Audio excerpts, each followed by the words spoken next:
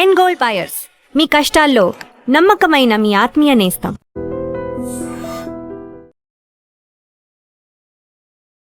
నమస్తే, నేను Kavitha. Welcome to I dream news and నిజాలు. కాక్రోచ్ జనతా పార్టీ చేసినటువంటి పోరాటంతో కేంద్ర మంత్రి ధర్మేంద్ర ప్రధాన్ రాజీనామా చేశారు. ఆ తర్వాత సెలబ్రేషన్స్ అనేది సిజేపీ దేశవ్యాప్తంగా చేసుకుంది. అక్కడే కేంద్ర ప్రభుత్వం కూడా హై పవర్డ్ కమిటీని ఏర్పాటు చేసింది. గతంలో ఇన్ఫోసిస్‌లో వర్క్ చేసి, ఆ తర్వాత దేశవ్యాప్తంగా ఆధార్‌కి సంబంధించి చాలా కీలకంగా వ్యవహరించినటువంటి నందన్ నీలేకరి ఆధ్వర్యంలో ఇప్పుడు హై పవర్డ్ కమిటీ వ్యవహరించబోతోంది. ఫాస్ట్ ట్రాక్ కోర్టులు, ఆ తర్వాత హై పవర్డ్ కమిటీ దీంతోనే సరిపోతుందా? నెక్స్ట్ కావాల్సిందేంటి? కేవలం రాజీనామా చేయడం వల్లే సమస్యకు శాశ్వత పరిష్కారం అయితే లభించదు అనే మాట చెప్తున్నప్పటికీ నెక్స్ట్ ఏం చేయాలి? సీజేపీ విజయం సాధించింది అనుకున్నప్పుడు కేంద్ర ప్రభుత్వం ఓడిపోయిందా? తలొగ్గిందా? ఇదే రాజీనామా ముందెందుకు చేయలేకపోయారు? మనతో పాటుగా ఉన్నారు సీనియర్ జర్నలిస్ట్ సురేష్ కొచ్చతిల్ గారు. సార్ నమస్తే. సో సీజేపీ అయితే ఒక విజయాన్ని సాధించింది. సెలబ్రేషన్స్ అనేవి ఉన్నాయి. బట్ అక్కడే కేంద్ర ప్రభుత్వం కూడా చెప్తుంది, విదేశాల్లో ఇదే కనుక పరిస్థితి వస్తే వాళ్ళని షూట్ చేసేవాళ్ళు, షూటెడ్ సైట్ ఆర్డర్స్ ఉండేవి అనేది. మేము చాలా ఫ్రీ హ్యాండ్ ఇచ్చాము, వాళ్ళకి కావాల్సినటువంటి పర్మిషన్స్ ఇచ్చాము, ఇవన్నీ చేశాము అనే మాట చెప్తుంది. బట్ రాజీనామాకి సంబంధించి ఎందుకని ఇమ్మీడియట్‌గా రెస్పాండ్ అవ్వలేదు కేంద్రం? దానికి కారణాలు ఉన్నాయి. ఇన్ఫాక్ట్ మనం న్యూస్ చూస్తే ఇవాళ గిరిరాజ్ సింగ్ చెప్పారు, union minister, that Dharmendra Pradhan already రాజీనామా చేయడానికి రెడీగా ఉన్నారు. అండ్ ఇప్పుడు లేటెస్ట్ డిమాండ్ ఏంటంటే సీజీపీది రాజీనామా చేసిన ధర్మేంద్ర ప్రధాన్ ఓబీసీ, కానీ తీసుకొచ్చిన ప్రహ్లాద్ జోషి ఏమో బ్రాహ్మిన్. ఎందుకు తీసుకొచ్చారు బ్రాహ్మిన్ని? మీరు ఒక ఎడ్యుకేషన్ వాళ్ళకి ఇప్పుడు తెలిసిపోయింది, ధర్మేంద్ర ప్రధాన్ బాగుంటే ఆయనే తీసుకురమ్మంటారు ఇప్పుడు కావాలంటే. ఎనీవే, ధర్మేంద్ర ప్రధాన్ రాజీనామాతోని మనం కంపారిజన్ కర్ణాటకలో చూడాలి. మధు బంగారప్ప ఎడ్యుకేషన్ మినిస్టర్, అక్కడ లీక్ అయింది, 4 పేపర్ లీక్ అయింది. లీక్ అయినప్పుడు నిన్న డీకే శివకుమార్ స్టేట్మెంట్ ఏమి ఇచ్చారంటే, మంత్రి గారు ఎందుకు రాజీనామా చేయాలి? పేపర్ లీక్ అయితే అది ఇండివిజువల్ ఒఫీషియల్స్ వాళ్ళ మీద చర్యలు ఉండాలి. ఇన్ఫ్యాక్ట్ ఇప్పుడు దాకా జరిగిన లీక్ అంతా పోనీయండి, ఇక్కడి నుంచి లీక్ అయితే డిస్ట్రిక్ట్ కలెక్టర్స్ రెస్పాన్సిబుల్ ఉంటారంట. ఆలోచించండి. ఒక సైడు ఇదే కాంగ్రెస్ పార్టీ ధర్మేంద్ర ప్రధాన్ రాజీనామా చేయాలని చెప్పి ధర్నా చేశారు, అది చేశారు, ఇది చేశారు ప్రధానమంత్రి ఇంటి ముందు. ఇప్పుడు వాళ్ళే అంటున్నారు, కాదు మంత్రి ఎందుకు రాజీనామా చేయాలి, చేయాల్సింది ఒఫీషియల్స్ మీద చర్యలు ఉండాలి. ఎనివే ధర్మేంద్ర ప్రధాన్ రాజీనామా చేశారు. ఆయన రేపు ఐ వోంట్ బి సర్ప్రైజ్ ఆయన, ఎందుకంటే ఈజ్ అ మాస్టర్ స్ట్రాటజిస్ట్. పోల్స్లో మీకు తెలిసింది, హర్యానాలో గెలుపు, మహారాష్ట్రలో గెలుపు, ఛత్తీస్గఢ్లో గెలుపు, west Bengal and of course Bihar, ఈ రాజ్యాలన్నీ, and Odisha his home state. ఇక్కడ అన్ని ఎలక్షన్ స్ట్రాటజీలో ఒక ముగ్గురులో ఉన్న అమిత్ షా, ధర్మేంద్ర ప్రధాన్ అండ్ భూపేంద్ర యాదవ్, వీళ్ళు ముగ్గురు ఒక ట్రయాంగులర్ ఫోర్స్ అనమాట బీజేపీలో. సో బహుశా రాబోయే ఉత్తరప్రదేశ్ ఎలక్షన్లో ధర్మేంద్ర ప్రధాన్ని కీలకంగా ఒక పొజిషన్ ఇస్తారు. ఎందుకంటే అక్కడ 430 సీట్లు ఉన్నాయి, దానికి పోటీ జరగబోతుంది 2027 ఎలక్షన్. చాలా పెద్ద లాజిస్టిక్ రోల్ అనేది ఉండబోతుంది. ఆయనకు ఆల్రెడీ క్రూషియల్ రోల్ ఉంది. ఈవెన్ ఆయన మినిస్టర్ ఉన్నప్పుడు కూడా చాలా క్రూషియల్ రోల్ ఆయన పాటించారు. ఇప్పుడు ప్రాబ్లం ఏమొచ్చిందంటే, నిన్న రాత్రి ఒక 5 స్టార్ హోటల్లో వీళ్ళు పార్టీ చేశారు, డ్యాన్స్ అంతా. అది పెద్ద కాంట్రవర్సీ అయింది. చనిపోయిన వాళ్ళ పేరెంట్స్ అడుగుతున్నారు, దీనికైనా మేము మిమ్మల్ని సపోర్ట్ చేసింది, 5 స్టార్ హోటల్ వెళ్ళి డ్యాన్స్ చేయడానికి చేశారా, ఇదేనా మీ రియల్ కల్చర్ అని చూపించారు. దాంతోపాటు చాలామంది పిల్లలు మోదీ గారు వ్యతిరేకంగా పోస్ట్ పెట్టిన వాళ్ళని ఢిల్లీ పోలీసు ఇవాళ పొద్దున్న నుంచి నోటీస్ ఇష్యూ చేయడం మొదలుపెట్టారు. వాళ్ళ వ్యతిరేకంగా ఉన్న వాళ్ళ సోషల్ మీడియా హ్యాండిల్స్ నుంచి ఆ పోస్ట్ తీసేశారు, ట్విట్టర్ కానివ్వండి, ఇన్స్టాగ్రామ్ కానివ్వండి. ఇప్పుడు చాలామంది ఏడుస్తున్న, కేరళలో ఒక ట్రాన్స్జెండర్ ఉంది, ఆమె మోదీ గారు అమ్మగారు మీద ఆరోపణ చేశారు, మోదీ గారు నాన్నగారు చనిపోయిన తర్వాత 4 సంవత్సరాల తర్వాత మోదీ గారు పుట్టారని చెప్పేసి. అట్లాంటి ఆరోపణలు ఎప్పుడు చేయకూడదు. ఇప్పుడు ఆమె ఏడుచుకుంటా నన్ను థ్రెటన్ చేస్తున్నారు, నన్ను కొడతా అంటున్నారు, చంపేస్తా అంటున్నారు అని చెప్పి ఏడుస్తున్నారు. నేను ఆ రోజే చెప్పాను, మీకు గుర్తుంటుంది, ఇదన్నీ చేసేటప్పుడు బాగుంటుంది, ఈ కాక్రోచ్ వాళ్ళు గీక్రోచ్ వాళ్ళు అందరూ ఉంటారు, కానీ ఏ రోజు అజిటేషన్ అయిపోతుందో వీళ్ళు ఒక్కరు కూడా కనిపించారు. అది మనం ఢిల్లీలో జామియా మిలియా ప్రొటెస్ట్లో చూసాం, జాదవ్పూర్ యూనివర్సిటీలో చూసాం, వెస్ట్ బెంగాల్. ఆ పిల్లల మీద ఇప్పుడు కూడా కేసులు నడుస్తున్నాయి. వేరే అజిటేషన్ చేసిన వాళ్ళందరూ మాయమైపోయారు కంప్లీట్గా. కాంగ్రెస్ వాళ్ళు కానీ, సమాజ్వాదీ పార్టీ కానీ, వెస్ట్ బెంగాల్లో తృణమూల్ కాంగ్రెస్ కానీ, వాళ్ళు ఎవ్వరు సపోర్ట్ చేయట్లేదు ఈ పిల్లలు. ఇప్పుడు బీహార్లో చూడండి, అరెస్ట్ చేశారు చాలామంది. ఈవెన్ ఇప్పుడు సీజేపీ వాళ్ళు చెప్తున్నారు, ఎవరెవరు క్రిమినల్ యాక్టివిటీ చేశారో మీరు వాళ్ళ మీద చర్యలు తీసుకోవచ్చు. గవర్నమెంట్ ఏం చెప్పారంటే, అష్యూరెన్స్ మేము మీ మీద కేసు విత్డ్రా చేస్తామని. And law and order is a state subject, central government దాంట్లో ఏం చేయలేరు. అది కూడా కాదు, సపోజ్ మీ కారు ధ్వంసం చేశారనుకోండి రైట్స్లో, మీరు కోర్టుకెళ్ళి ఎఫ్ఐఆర్ ఫైల్ చేసుకొని మీరు కాంపెన్సేషన్ క్లెయిమ్ చేయొచ్చు. ఎవరి దగ్గర నుంచి? ఎవరు ఆర్గనైజ్ చేశారో వాళ్ళ మీద నుంచి. సో మొన్న ఢిల్లీ హైకోర్టులో ఒక పిటిషన్ ఫైల్ చేశారు and Delhi high court has accepted it. That ఏదేది నష్టాలు జరిగినా, రెస్టారెంట్ మీద రాళ్ళు విసిరారు, చాలా గ్లాసెస్ పలిపోయినాయి, రెస్టారెంట్ ఫ్రంటేజ్ అంతా పోయింది కొనాట్ ప్లేస్లో, కార్లు ఆల్మోస్ట్ ఒక 26 కార్లు కొంచెం చేశారు, ప్రైవేట్ కార్స్, దాని మీద ఉన్న చర్యలు, ఇట్లాంటి చాలా మటుకు డ్యామేజెస్ కోసం ఫైల్ చేశారు. ఇప్పుడు అభిజిత్ అంటున్నారు, సౌరవ్ అంటున్నారు, మేము ఆర్గనైజ్ చేయలేదు ఇది, మేము ఓన్లీ ఫెసిలిటేట్ చేసాం, ఆర్గనైజ్ చేసిన వాళ్ళు చాలామంది ఉన్నారు. ఎనీవే అది కోర్ట్ అదంతా యాక్సెప్ట్ చేయరు. పాసిబ్లీ వాళ్ళ మూవబుల్ ప్రాపర్టీస్ని ఫ్రీజ్ చేసేస్తారు వారం లోపల. ఇది చాలా మటుకు ఇంపార్టెంట్. మీకు విక్టరీ అన్నారు కానీ నిన్నటి నుంచి ఒక్కరు కనిపించట్లేదు. అభిజిత్ అంటే దీప్కే మేము రెస్ట్ తీసుకుంటాము, ఇప్పటిదాకా మేము సాధించాము, 2 నెలలుగా ఫ్యామిలీలకి దూరంగా ఉన్నాం కాబట్టి ఇప్పుడు మేము పడుకుంటాము, ఫ్యామిలీతో కాస్త గడుపుతాము, మిగతా విషయాలకి టైం ఉంది అనేమాట. 5 స్టార్ హోటల్లో డాన్స్ చేయడం ఫ్యామిలీతో టైం గడపడం. ఎనీవే పంజాబ్ మినిస్టర్ గురించి రాజీనామా అడిగితే అభిజిత్ దీప్కే అంటున్నారు, my opposition is towards Modi, నేను వ్యతిరేకించేది మోదీని, సో తర్వాత చూద్దాం ఇదంతా అంటున్నా. సో వాళ్ళ గేమ్ బయటికి పడ్డది ఈజీగా, ఎందుకంటే 2 రోజులు అయిపోయింది ఇదంతా గేమ్ అంతా. ఇప్పుడు వాళ్ళు కర్ణాటకలో మధు బంగారప్ప ఎవరని చెప్పి ఆనంద రంగనాథన్ గారి పేరుతో చెప్పేదాకా ఆమ్ ఆద్మీ పార్టీ వాళ్ళకి అక్కడ ఉన్న ఎడ్యుకేషన్ మినిస్టర్ పేరే తెలియదు. ఆలోచించండి. అంటే ఆమ్ ఆద్మీ పార్టీ ఎందుకంటే అంటే is officially said yesterday Abhijit Dipke that I'm an Aam Aadmi Party man, నేను అరవింద్ కేజ్రీవాల్ గారితోనే ఉంటాను ఎప్పుడు, నాకు పార్టీ నుంచి ఇప్పుడు దాకా నేను రాజీనామా చేయలేదని చెప్పి చాలా క్లియర్గా చెప్పారు. ఎనీవే ఇప్పుడు మీరు చెప్పిన దాని ప్రకారం నందన్ నీలకేని తీసుకొచ్చి మోదీ గారు, మనం చూసుంటారు, మోదీ గారు ఒక వీడియో రిలీజ్ చేశారు ఇన్స్టాగ్రామ్లో. రాహుల్ గాంధీ అంటారు నేనే ఇన్ఫ్లుయెన్సర్, దీప్కే అంటారు నేనే ఇన్ఫ్లుయెన్సర్, మా వీడియోలు చూడండి, కాక్రోచ్ జనతా పార్టీ రాగానే 100 million people join the party అని చెప్పారు.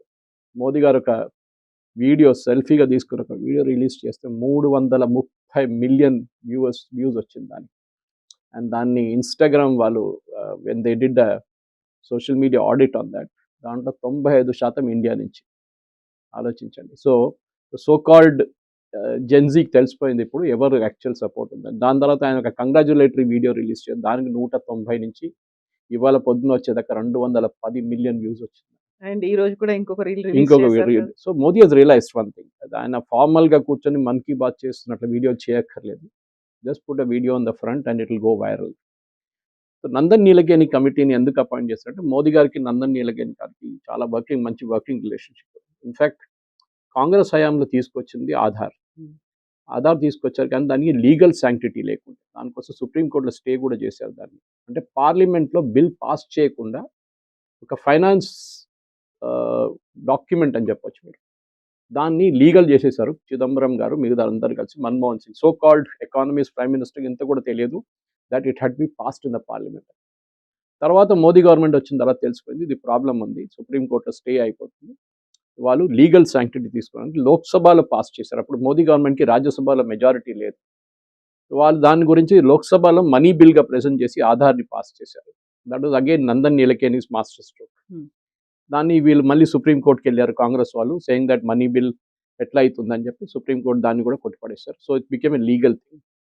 ఈ ఆధార్ బేస్ మీద ఇవాళ మొత్తం దేశంలో ఉన్న ప్రతి డాక్యుమెంటేషన్ నడుస్తుంది. మీకు తెలిసిందే బయోమెట్రిక్ కానీ, మీరు ఒక ప్రధాన్ మంత్రి గ్రామీణ్ సడక్ యోజన కానీ, మీరు ఇప్పుడు వచ్చిన జీరామ్జీ మన్రేగా ముందు ఇప్పుడు దానికున్న బయోమెట్రిక్, ఇవాళ తెలంగాణ గవర్నమెంట్ అన్నాం మేము కోటి రేషన్ కార్డులు ఇష్యూ చేయబోతున్నాం, దాని basis again biometric and Aadhaar.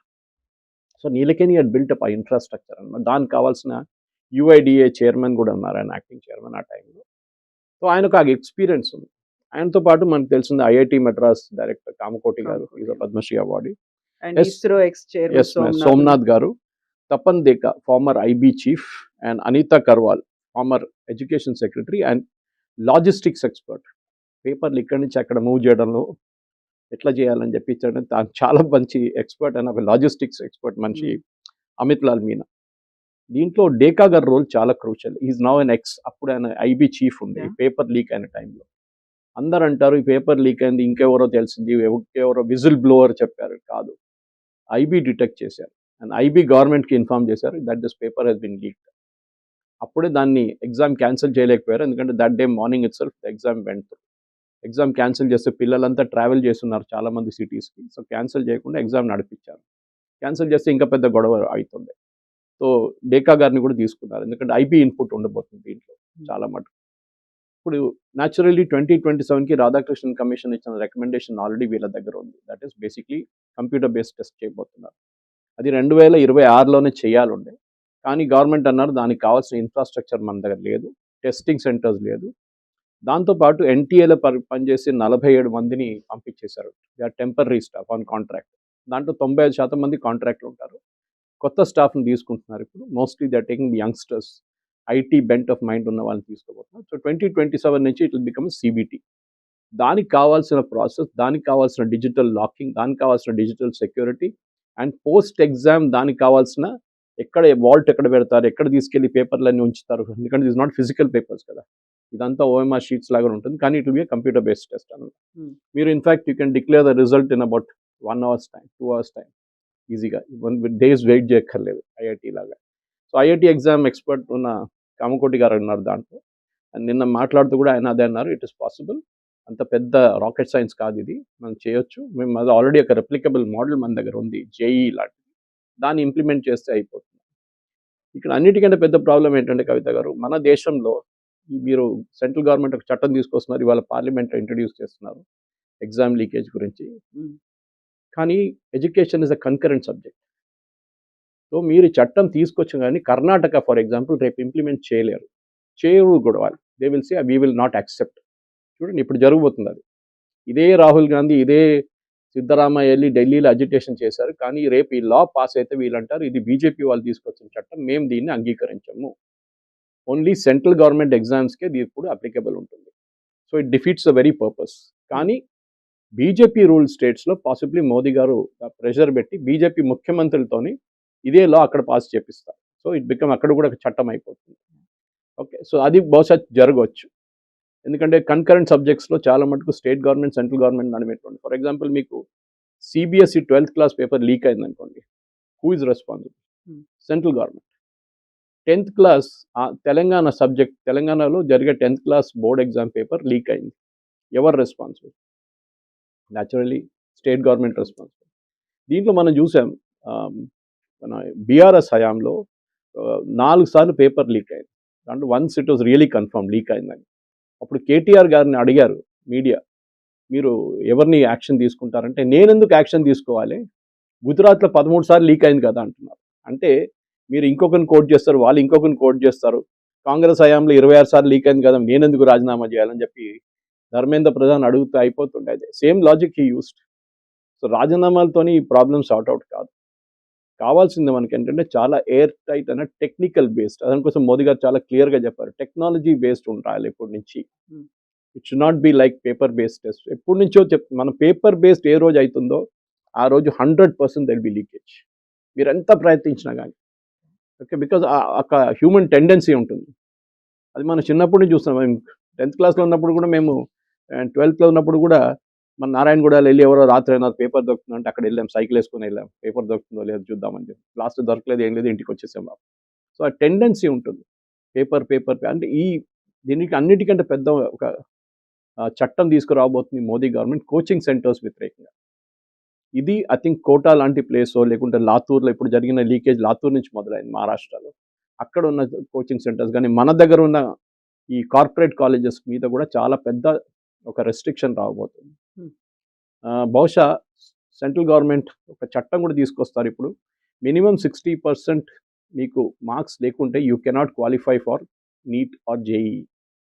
దాంతో ఏమైపోతుంది, బట్ మీరు లాస్ట్ ఇయర్ అనలైజ్ చేస్తే లాస్ట్ ఇయర్లో ఐ థింక్ 62% మందికి అబౌవ్ 60% వచ్చింది 12th క్లాస్. సో అంటే మిగతా 38%, okay, that they are out straight away, even if జేఈలో క్వాలిఫై చేశారో లేకుంటే నీట్లో క్వాలిఫై చేశారంటే. ఆ కట్ ఆఫ్ ఎందుకంటే వీళ్ళు ఈ కార్పొరేట్ కాలేజెస్లో ఇంటర్మీడియట్ మీద ఎంఫసిస్ పెట్టారు. వాళ్ళు ఏమంటారు, మీరు దీని మీదే కాన్సన్ట్రేట్ చేయండి, జేఈ నీట్ మీద మిమ్మల్ని చదువు చెప్తాం, మేము ఇంటర్మీడియట్ మీద పాస్ అయిపోతే కూడా చాలు అని చెప్పి. That is a wrong way. దీనికన్నా ముందు మనకు తెలిసిందే తమిళనాడులో పెద్ద స్కామ్ ఉండేది దీని మీద. తమిళనాడులో ఇప్పుడు కూడా నిన్న కూడా అజిటేషన్ చేస్తున్నారు, నీట్ ఎగ్జామ్ క్యాన్సిల్ చేయాలని చెప్పి. ఒకటే స్టేట్ డిమాండ్ చేస్తున్నారు, ఇది కన్సిస్టెంట్గా మీరు చూసుంటారు. ఎందుకంటే తమిళనాడులో ఉన్న అన్ని medical colleges 95% medical colleges politicians own చేస్తారు, డిఎంకే లేకుంటే ఏఐడిఎంకే లేకుంటే కాంగ్రెస్. వీళ్ళు ముగ్గురులోని మోస్ట్లీ డిఎంకే ఏఐడిఎంకేనండి. ఓకే, వీళ్ళే నడిపిస్తారనమాట మొత్తం. సో ఈ కాలేజెస్లో సీట్లు అమ్ముకుంటుండే అప్పుడు ఆ టైంలో ₹1,00,00,000, ఇప్పుడు 5 కోట్లైనా పోతుంది. సో దానికోసం వాళ్ళకి నీట్ వద్దు, ఎందుకంటే ఇంటర్మీడియట్ మార్క్స్తో నడిపించుకోవచ్చు, ఏ మార్క్ వచ్చినా కానీ మీకు అడ్మిషన్ ఇవ్వాల్సిందే అనమాట.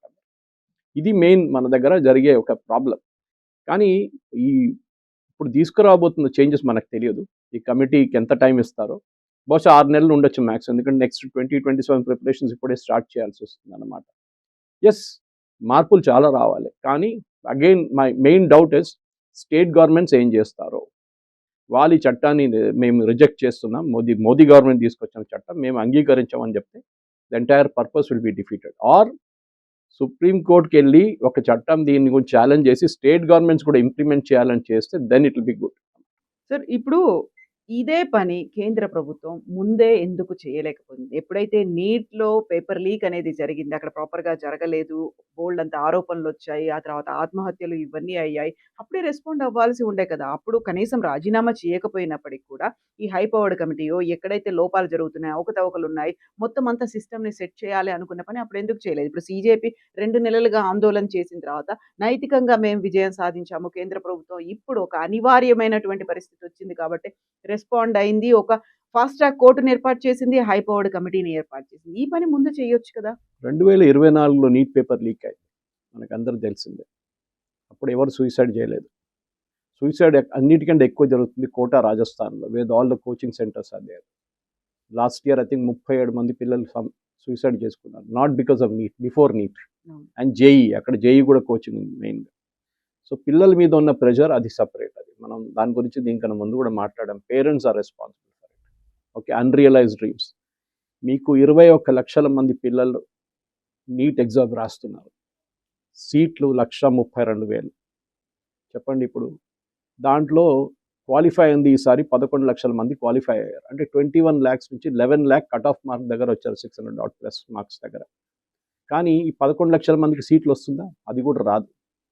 నిన్న ఒక వీడియో ఐఐటి ఖరగ్పూర్ నుంచి ఒక స్టూడెంట్ ఒక వీడియో రిలీజ్ చేశారు. ఆయనకి ఫస్ట్ టైం ఆయన రాసినప్పుడు 542 ర్యాంక్ వచ్చినాయి, and he could not get a seat. Okay, కానీ 542లో రిజర్వ్ కేటగిరీలో వచ్చిన స్టూడెంట్కి సీట్ వచ్చింది. So he was upset. కానీ ఆయన చెప్పారు, నేను మళ్ళీ నా బుక్స్కి వెళ్ళిపోయాను, 1 year నాకు లాస్, అది మళ్ళీ కూర్చొని చదువుకొని 52వ ర్యాంకో 53వ ర్యాంక్ వచ్చింది.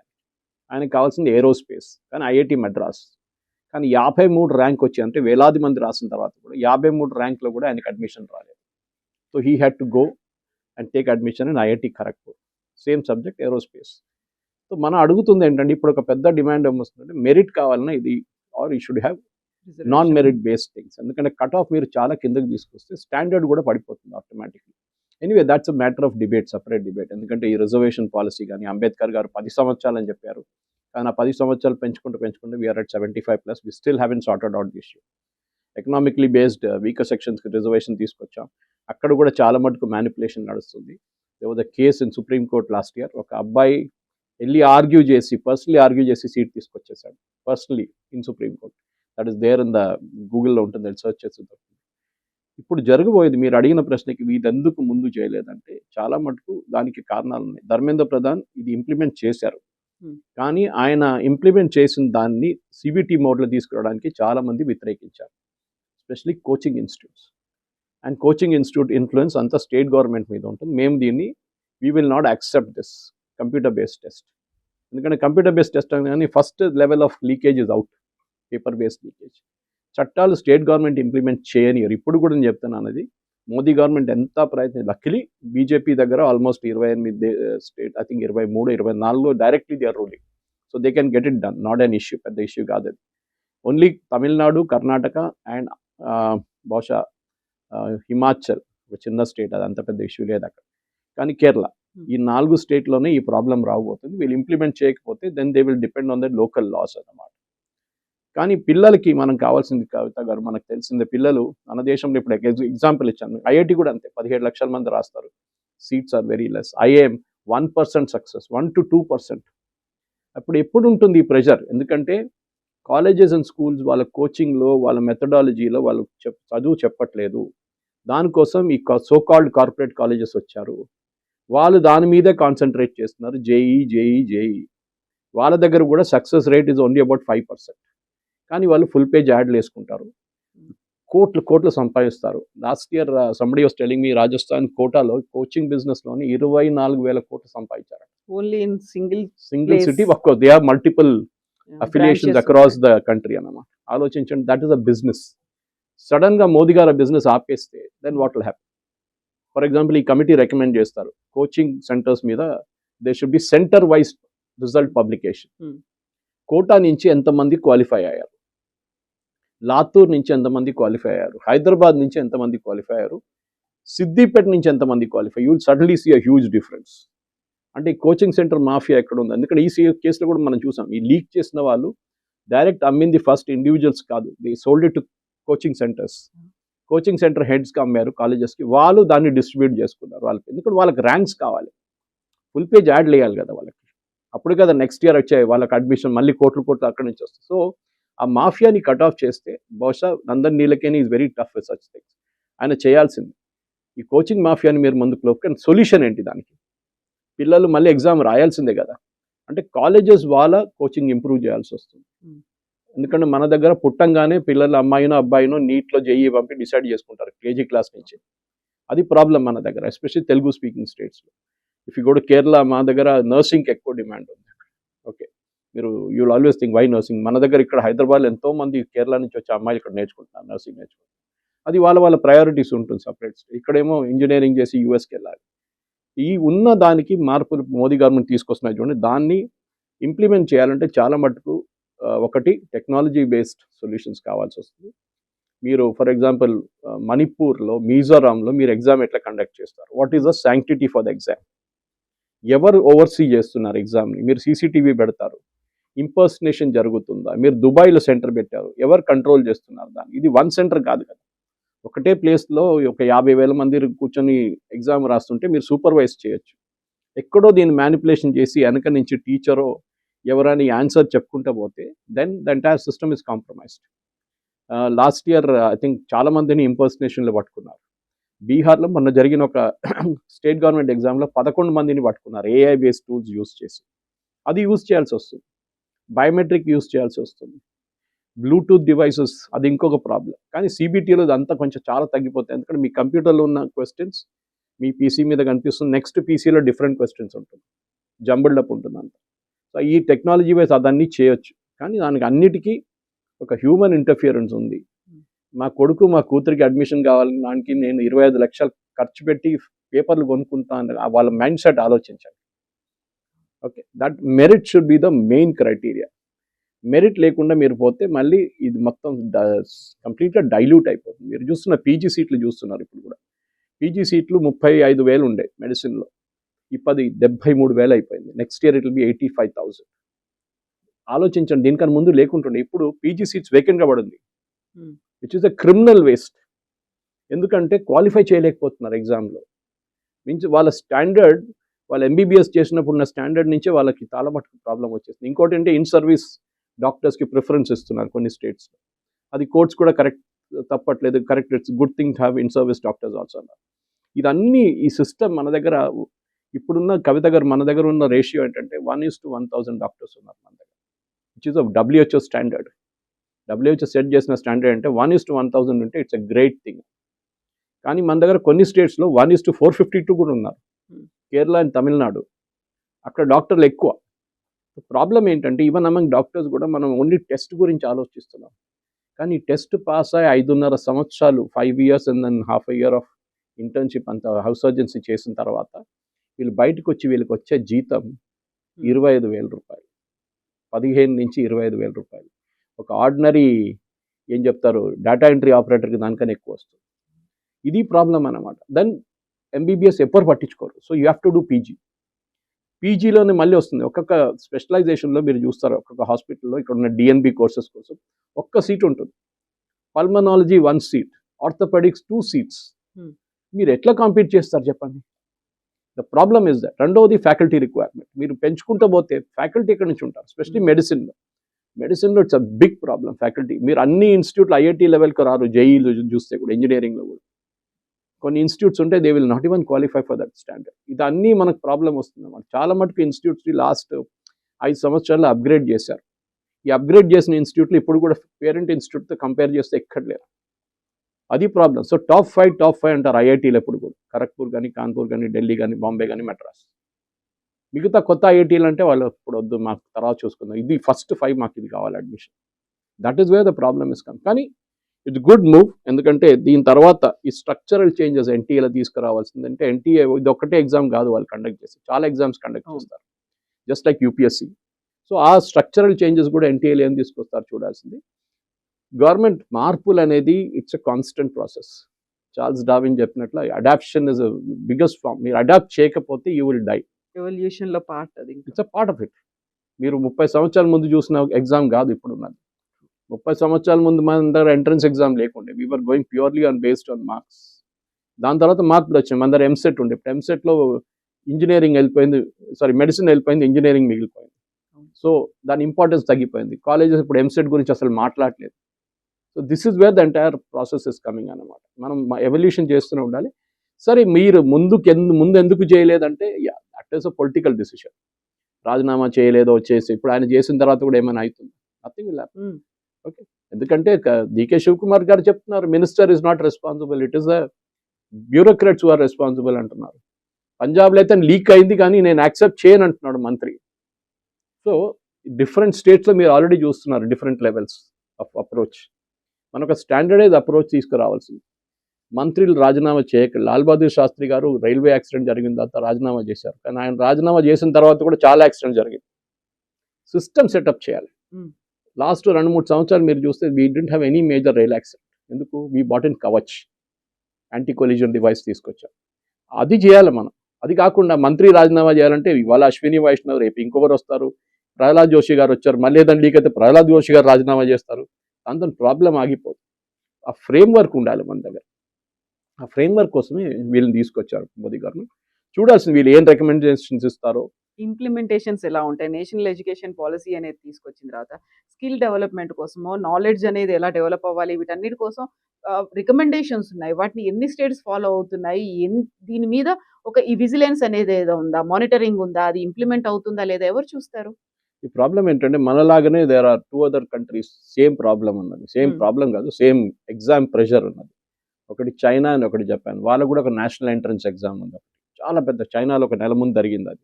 కంప్లీట్ చైనా షట్ డౌన్ చేశారు ఆ రోజు. వాళ్ళు ఓన్లీ వాళ్ళ పిల్లలకి వెళ్ళడానికి ఉన్న ట్రాన్స్పోర్ట్ ఒకటే ఇచ్చారు.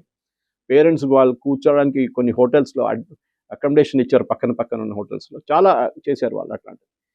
మీరు ఇదే టెన్షన్ మీరు యూరోప్లో చూడరు. You don't see it in US. ఎందుకంటే వాళ్ళ దగ్గర ఉన్న most of the top level colleges అన్నీ ఒకటే స్టాండర్డ్లో ఉంటుంది. మన దగ్గర ఐఐటీస్ ఉంది, ఎన్ఐటి ఉంది, బిట్స్ పిల్లాని ఉంది, దాని తర్వాత అంతా కచరా. ఈ కచరాతోనే ప్రాబ్లం అవుతుంది మనకి.